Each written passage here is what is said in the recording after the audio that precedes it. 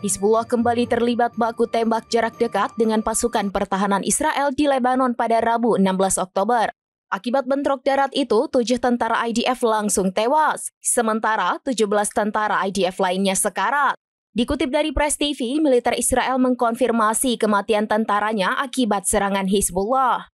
Adapun bentrok jarak dekat itu terjadi di desa Aita Al-Shab dan Ramia. Serangan darat Hizbullah mengakibatkan 7 tentara Israel tewas. Selain itu, puluhan tentara Israel terluka, 17 diantaranya sekarat atau dalam keadaan kritis. Media Israel mencatat selama konfrontasi dengan Hizbullah, militer IDF menyensor ketat kerugian yang dialami. Jumlah ini menyusul 49 tentara Israel yang terluka dalam bentrok dengan Hizbullah pada hari sebelumnya.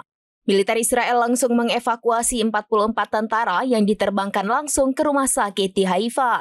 Di satu sisi, Hizbullah mengklaim konfrontasi jarak dekat itu menggunakan berbagai jenis senapan mesin.